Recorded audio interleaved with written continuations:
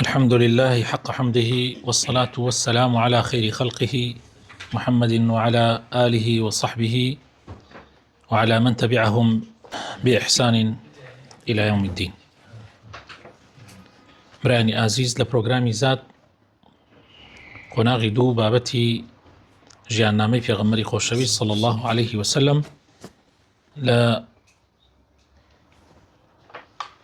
لا بريها فتاودوين فرموا مسسورا. حياء رسول الله صلى الله عليه وسلم. عن أبي سعيد الخدري رضي الله عنه قال: كان صلى الله عليه وسلم أشد حياء من العذراء في خدرها أي سترها، وكان إذا كره شيئا عرف في وجهه أي يتغير وجهه فيعرف أصحابه كراهته لذلك. قال القاري: وهذا البنت المخدرة غالبا لا تتكلم في حضور الناس، بل يرى أثر رضاها وكراهتها في وجهها، وبهذا يظهر وجه الارتباط بين الجملة الأخيرة وبين ما تقدم. حيائي في غمري خوشوي صلى الله عليه وسلم إما بابتا كمان طبعا خوشوي سكانتا يستهر لسر شمائل محمدية ماسي أخلاق الروشي في غمركين صلى الله عليه وسلم، ماسي خلقي مان كردو إسا ماسي خلق يكين أمرو باسي هندي الأخلاق كاني تري في غمركين صلى الله عليه وسلم ليرا باسي حياءك. أفرمي أبو سعيد خدري خوائل الرازي بيت فرموي في غمري خوشويسمان صلى الله عليه وسلم زور بحياء وبشرم بوا تنانت لو كشانشي لو كشا عزبانش كلكاتي خويا درنچونا لو پردهی که بۆیان دیاری کراوە، یعنی لە سنووری ناوماڵەوە تەنانەت ناو حەوشیشان زۆر جا نەئەبینی لە کاتی خۆیان وا بۆ کچە عازب زۆر شەرمن بوونە، زۆر بە حیا بوونە، قسەیان لەگەڵ خەڵکان نەکردووە. وەک ئیسە نەبووە. طبعا ئێستا ئەم زانکۆ و خوێندنی مەکتەب و ئەمانە حیای نێڵەوە، ینی کچ حیا هەر لەو ڕۆژەوە کە کچ چووە مەکتەب حیا نەما. طبعا مقصدی من ئەوە نییە کە کچ نەچێتە مەکتەب، بەس کە کچ چووە مەکتەب و تێکەڵی کوڕی کرد و تێکەڵی مامۆسای کوڕی کرد و مامۆسای پیاوی کرد، ئیتر شەرمێشکێت. جاران ئەمە نەبوو بە کوردیەکە، یعنی ئەمە باسی ئەو مەوزوعاکەین. ئەفەرمێ پێغەمبەری خوا صلی الله علیه وسلم لەو کچە عازەبانە کە چەند بە شەرم بوون پێغەمبەری خوا ئەو نەشەرمی کردووە. طبعا ئەفەرمێ وەکانە ئەمە مەوزوعەکەیە خۆی شەرمەکە لە چیە؟ لە ئەوانە چێ؟ وكان إذا كره شيئا عرف في وجهه. پیغمبر خدا صلى الله عليه وسلم اگر شتێکی بەدڵ نەبوایە لە ڕووی نەهات بەدەم بڵێ بەدڵم نییە،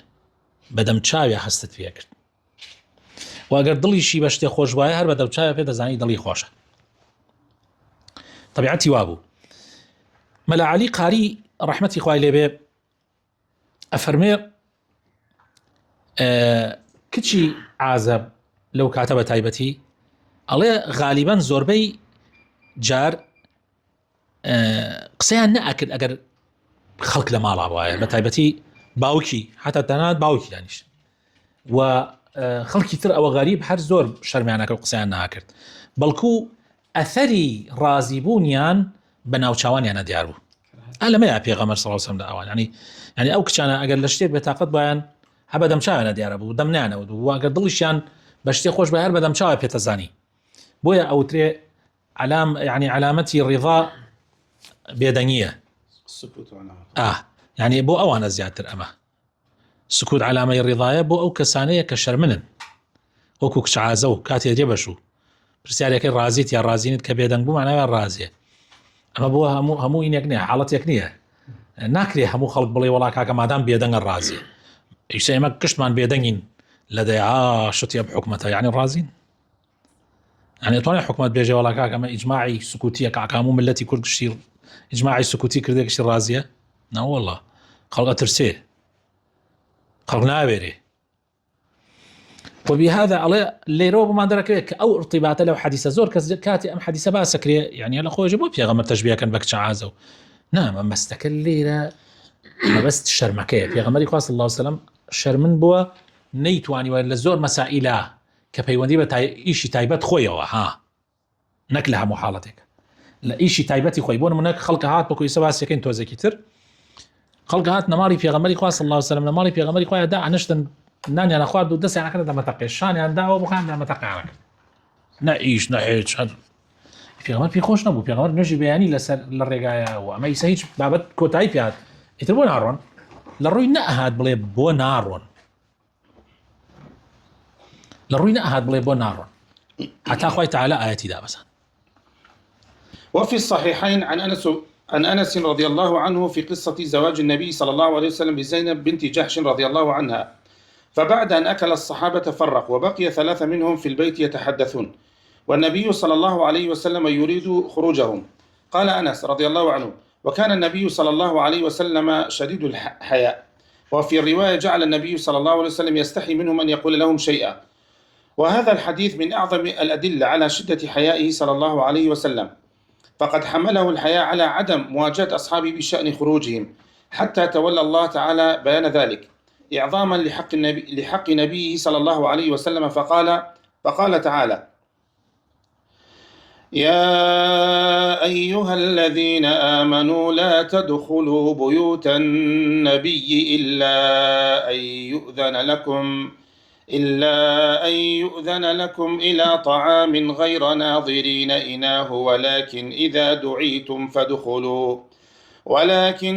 دعيتم فادخلوا فإذا طعمتم فانتشروا ولا مستأنسين لحديث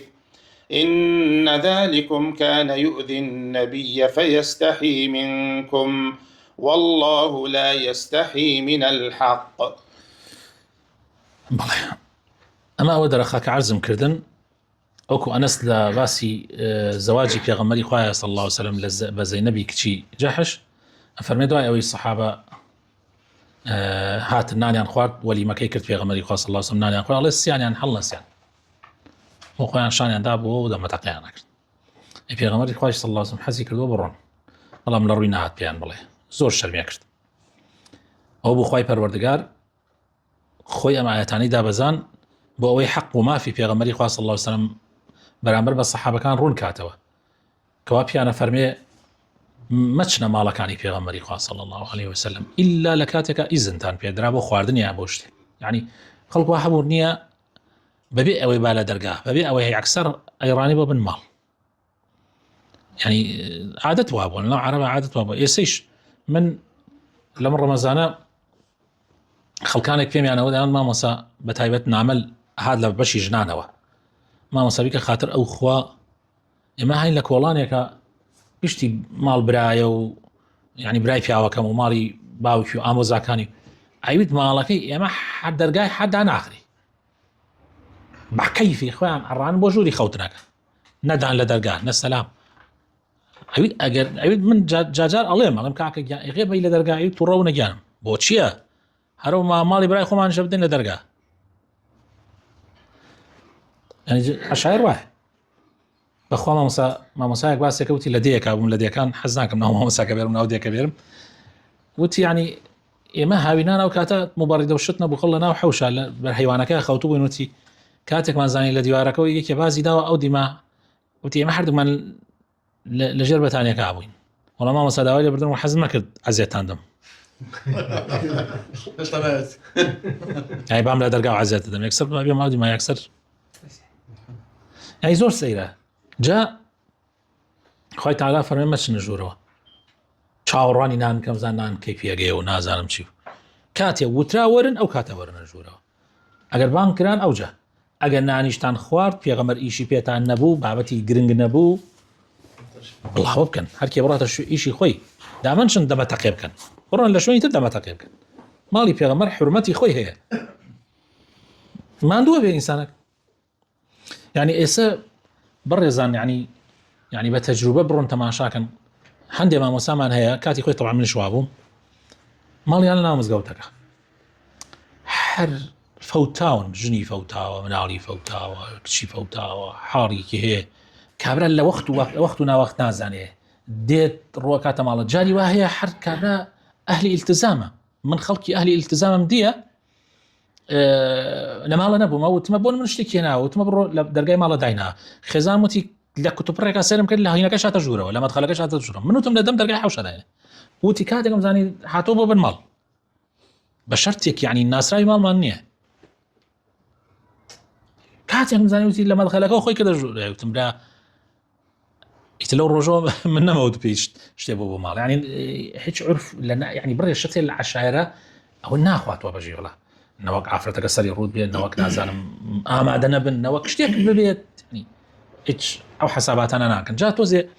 أم بابت بتايبت بو أو كسيك بربرسي مسلمانانا زور خطره يعني بربرسي إشي مسلمانان تقول لك كتب ريقاب روي تجدورو بها هيك يعني مشكلة شتي اللي أبيتوا بله جا خوي تعالى فرمي أول مكان في غمر شرمتان ليكاب خوا شرم لحقناك ها أوي وعلي الذين شرمنيه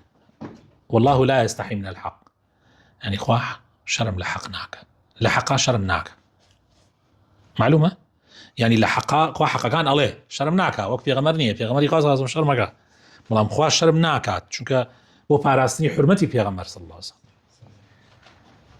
بله سن رسول الله صلى الله عليه وسلم تمني في غمري خوا صلى الله عليه وسلم عن ابن عباس رضي الله عنهما قال مكث النبي صلى الله عليه وسلم بمكة 13 سنة يوحى إليه وبالمدينة 10 وتوفي وهو ابن 63 في غمري خوا صلى الله عليه وسلم شستو سي صال تمني كردو دوایتش الأبيبة في غمر سيانزا صال لما كان أبيبدا صالش لمدينة أكا شستو سي صال بله وفاة رسول الله صلى الله عليه وسلم لما كان الموت مكروها بالطبع لما فيه من الشدة والمشقة العظيمة لم يمت نبي من الأنبياء إلا وهو راض كل الرضا عن ذلك وأن يلحق بالرفيق الأعلى وما زال النبي صلى الله عليه وسلم يعرض باقتراب عمره في آخر أجله وقال للناس في حجة الوداع لتأخذوا مناسككم فإني لا أدري لعلي لا أحج بعد حجة هذه بله لبروي مردن بطبيعة إنسان حزي ليناك چونك تنديتيا چونك مشقتك زور قرسيتيا قوريتيا هيچ پیغمبريك نمردوا إلا خوا مخيري كردوا مردن تأويت يا ناتويت رازيد بمردن يا رازينيت خوا مخير يعني كردوا وبيغمبري خواش صلى الله عليه وسلم لو أنا بوك خواي تعالى إذني لي ورقردوا أو جا يعني كشراوة حتى لآخر عمري بيغمبري خواش صلى الله عليه وسلم چنجارك دايتي كوي الصحابة كان كمردني نزيكو بوتوا حتى لحجة الوداع فرمي أما بو أوي كوام يوا سنة كان والربازة كان حجم ليور بقرن أحكام كان حجم ليور بقرن چونك لوانية من إتر لموضوع حج يترنك أما آخر حجم به هربويش أنا ونرى حجة الوداع يعني حجي مال آواي كردن يعني في غمري خاصة وصم مال آواي لمسلمان كردن خوا حافظي لي يعني. وعن أنس بن مالك رضي الله عنه قال آخر نظرة نظرتها إلى رسول الله صلى الله عليه وسلم كشف الستارة يوم الاثنين فنظرت إلى وجهه كأنه ورقة مصحف والناس خلف أبي بكر أي في صلاة الصبح فكاد الناس أن يضطربوا فأشار إلى الناس أن يثبتوا وأبو بكر يؤمهم وألقى السجف أي السترة وتوفي رسول الله صلى الله عليه وسلم من آخر ذلك اليوم أي يوم الاثنين وفي رواية عند مسلم ثم تبسم رسول الله صلى الله عليه وسلم ضاحكا بله أنا سيكوري مالك فرمي آخر تيروانيني من بو بيغمري خوا صلى الله عليه وسلم أو كاتبو كاتي رجدو شما كاتي پردكي لادا تماشای دەمچاویم کرد دەمچاوی وەکو قاغەزی مەسحەف وابوو يعني لە ڕیوایەتی ترا ئەڵێ وەکو ئاڵتون وابوو يعني لە دەرەوشاویە لە ساف و جوانیە ئەڵێ خەڵکی ئەو چەند ڕۆژە لە پشتی ئەبوو بەکرەوە نوێژیانە کرد و بە تایبەتی ئەو ڕۆژە نوێژی بەیانی بوو ئەڵێ خەڵکی لە پشتی ئەبوو بەکرەوە نوێژیانە کرد کاتێک کە پێغەمبەر پەردەکەی لادا خەریک بوو خەڵکەکە نوێژەکە ببڕن يعني لە خۆشیە وایان زانی پێغەمبەر دەرەچێ بۆ نوێژ بینی مزگەوت و ماڵی پێغەمبەر تەنها پەردەیەک بوو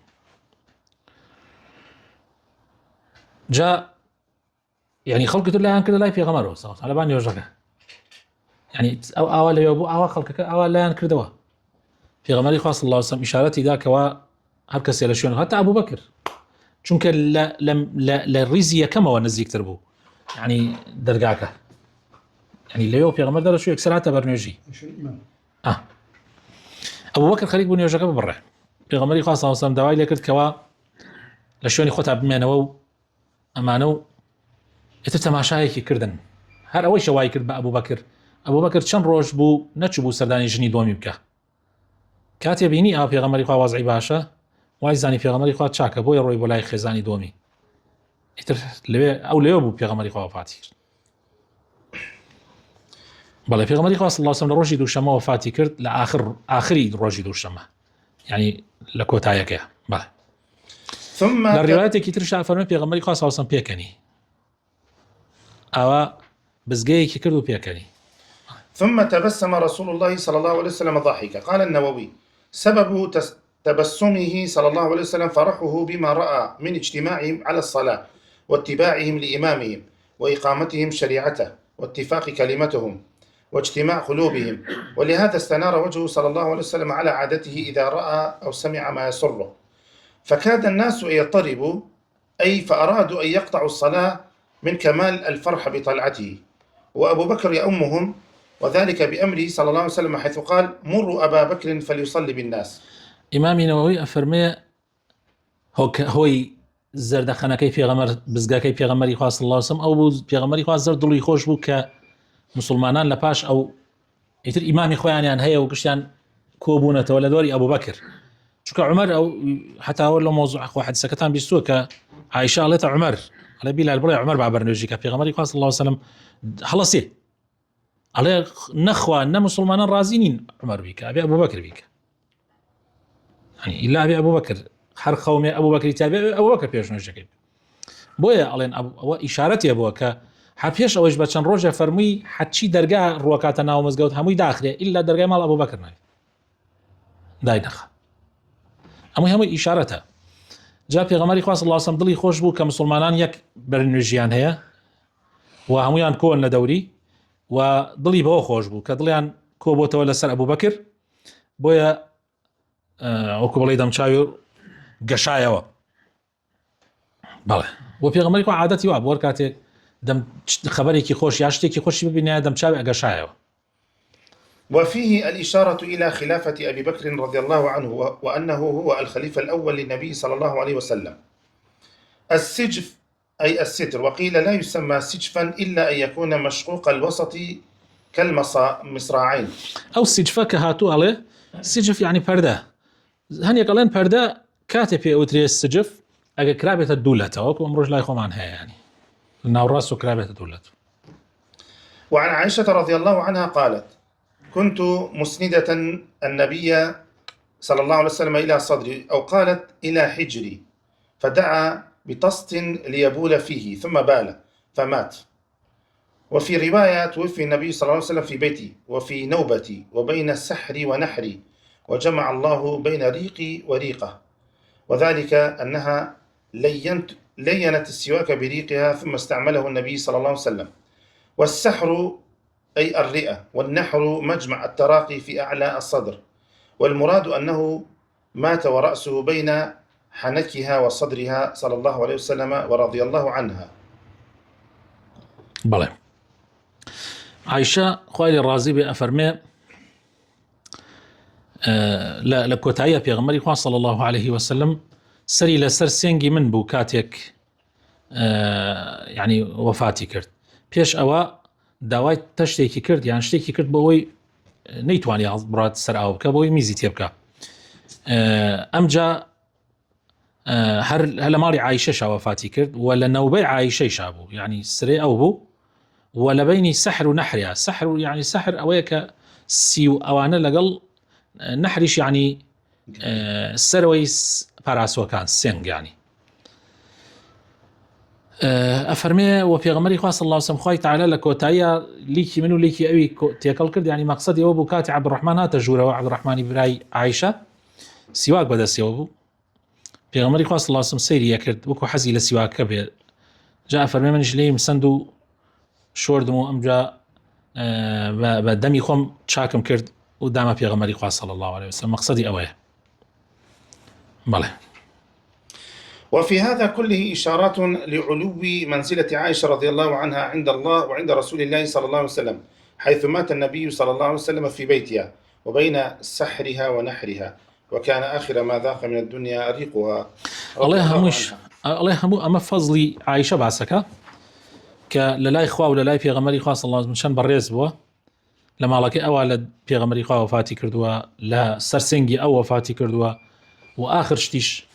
ئاوی دەمی ئەو چۆتە دەمی پێغەمبەر صلى الله عليه وسلم. عن عائشة رضي الله عنها أنها قالت: رأيت رسول الله صلى الله عليه وسلم وهو بالموت وعنده قدح فيه ماء، وهو يدخل يده في القدح ثم يمسح وجهه بالماء ثم يقول: اللهم أعني على سكرات الموت. عائشة خوای لە ڕازی بێ فەرمێ بینیم پێغەمبەری خوا صلى الله عليه وسلم لە کاتی سەرەمەرگە پەرداخێکی ئاو لەلایە بوو، دەستی کردە پەرداخە ئاوەکەی و دەمچاوی خۆی پێفێنکە کردەوە، ئەی فەرموو خوایە یارمەتیم بدە لەسەر سەکەراتی گیانکێشان. وعن عائشة وعبد الله بن عباس رضي الله عنهم قالا: لما نزل برسول الله صلى الله عليه وسلم طفق يطرح خميص له على وجهه، فإذا اغتم بها كشفها عن وجهه، فقال وهو كذلك: لعنة الله على اليهود والنصارى اتخذوا قبور أنبيائهم مساجد، أي يحذروا ما صنعوا. قال القرطبي في تشديد الموت على الأنبياء فائدتان: إحداهما تكميل فضائلهم ورفع درجاتهم، وليس ذلك نقصا ولا عذابا، بل هو كما جاء: إن أشد الناس بلاء الأنبياء ثم الأمثل فالأمثل. والثانية أن يعرف الخلق مقدار ألم الموت، فقد يطلع الإنسان على بعض الموتى ولا يرى عليه حركة ولا قلق، ويرى سهولة خروج روحه فيظن الأمر سهلا ولا يعرف ما الميت فيه. بەڵێ ابن عباس و هەروەها عائشە خوایان لێ ڕازی بێ گەڕنەوە فەرمووی پێغەمبەری خوا صلى الله عليه وسلم لە کاتی سەرەمەرگا هەرجارە بەتانی ئینەکەی لەسەر دەمچاوی لا ئەدا و شتێک کە بەسەر جاژمەکەی ئەوەی بەسەر دەمچاوە بوو لا ئەدا و ئەگەر وەزعی تۆزێ باش بوایە ئەی فەرموو لعنەتی خوا لە جوولەکە و گاور قەبری پێغەمبەرەکانیان کردە مزگەوت. ئەمە ئیشارەتێکە ترساندنێکە بۆی موسڵمانان لە دوای خۆی ئەوە نەکەن. قورتوبی ئەفەرمێ بۆچی پێغەمبەران سەرەمەرگیان قورس بووە، ینی مردنیان لەسەر قورس بووە. ئەفەرمێ لەبەر دوو شت: یەک لەبەر ئەوەی فەزڵی ئەوان تەواو بێ، کامل بێ و پلەپایان بەرزتر بێ. ئەمە خوا نەخواست نوقسانیەک نییە، یان سزایەکی خوا نییە بۆ ئەوان، بەڵکو ئەشەدی ناز دائیمەن کێیە؟ پێغەمبەرانە. يعني أشد الناس بلاءً كي پێغەمبەران لە هەموو خەڵک زیاتر ئیمتحانەکرێن، حتا لە سەرمەرگیشە. پاشان هەر کەسێ لە ئەوە وەکو ئەوان بێ ئیتر پلە پلە، چەندێ لە ئەوان و نزیکتر بی بارەکەت قورسرە بێ. دووهەم بۆ ئەوەی خەڵک بزانێت ئازاری مردن چەند قورسە. جاری وا هەیە ئەڵێ ئینسان ئەبینێ خەڵک وا هەیە کاتی ئەمرێ هیچ حرەکەیەک هیچ قەلەقێکی نییە، زۆر بە ئاسانی ڕوحی دەرەچێ، ئەڵێ باوانە زانن هەروە ئاسانە، بۆی خەڵکوانە زانێ هەروە ئاسانە، مەرگ زۆر قورسە. بەڵام هەنێ کەسی هەروە بە ئاسانی دەرەچێ، حتا لەویش ئەخوا بۆی بارەکەی لەسەر سووک، یعنی وەکو بڵێ لەبەرەوەی لە قیامەتە هیچی لێ کەم نەبێتەوە لە خراپەکانی، هەروە ئاسانی ئەمرێ. بەڵام هەر کەسێک زیاتر لە خواوە نزیک بێت، طبعا ئەو شەگەڕێتە بۆ حکمەتێکی خوا خۆی لێزانێ، سیرەکەی باری ئەوان قورسرە. وەکو ابن مسعودیش پرسیار لە پێغەمبەرەکە صلی الله علیه وسلم فەرمووی پێغەمبەری خوا بۆ تاکەت یعنی زۆر گەرمە، فەرمووی خوای تعالی بە قەدەر دوو کەس لە ئێوە تای بەسەر مناداوە، فەرمووی بۆ ئەوەی ئەجرەکەت دوو قات بێ، فەرمووی بەڵێ. قال ابن رجب رحمه الله: وكانت وفاته صلى الله عليه وسلم في يوم الاثنين في شهر ربيع الأول بغير خلاف. ابن رجب فرمي پێغەمبەری خوا صلی الله علیه وسلم بەبێ خلاف لە ڕۆژی دووەمە، عفوا لە ڕۆژی دووشەممەیە لە مانگی ڕەبیع الأوەلە وفاتی کردووە. ئەمە خلافی تیان نییە، بەڵام لەوانەیە خلاف لە ڕۆژەکە هەبێ، وەکو چۆن لە دایک بوونەکەی خلافەیە، ئایا دوانزەیە، هەژدەیە، چەنە، نۆیە، عینەن لە عینەکەیش احتیمالی خلافەیە، بەڵام زۆرتر ڕەئی ئەوەیە کە دوانزە بێ. بله. وقوله عليه الصلاة والسلام لعنة الله على اليهود والنصارى اتخذوا قبور أنبيائهم مساجد يحذر ما صنعوا، فيه التحذير العظيم في آخر لحظات حياة النبي صلى الله عليه وسلم من اتخاذ قبور الأنبياء مساجد، وأنه مستوجب للعن، فكيف بقبور الصالحين وغيرهم ممن هم دون الأنبياء؟ وتحذيره من ذلك في تلك اللحظات لهو أكبر دليل على تحريم وتجريم هذا الفعل وعظم مخالفته للشرع الحنيف ولمقام التوحيد. طبعا أقول لعنة الله على اليهود والنصارى اتخذوا قبور أنبيائهم مساجد، أما طبعا ئاگادار کردنەوەیکی زۆر توندا لە آخر لەحەزاتی ژیانی پێغەمبەر صلی الله عليه وسلم کەوا قبری پێغەمبەرەکان نەکرێن بە مزگەوت و ئەوە ئەبێتە مای ئەوەی کە لعنەتیان توش ببێ، ئیتر چ جاهی ساڵحین و پیاوچاکان کە لە پێغەمبەرەکان پلەیان کەمترە، و ئەمەش هەمووی کە لە آخر شت لە ژیانی پێغەمبەر تاکیدی لەسەرکا دلیلی ئەوەیە کە چەند حرامە، چەند جەریمەیەکی گەورەیە ئەو ئیشە و چەندێ مخالفەی شریعەتە و مخالفەی تەوحیدە. خوای تعالی لە گوناحمان خۆش بێ، خوای تعالی لەگەڵ پێغەمبەر حەشرمان بکە، خوای بۆ خاتر ناوە جوانەکانی خۆت لە ئومەتی پێغەمبەری خوا حەسابمان بکە.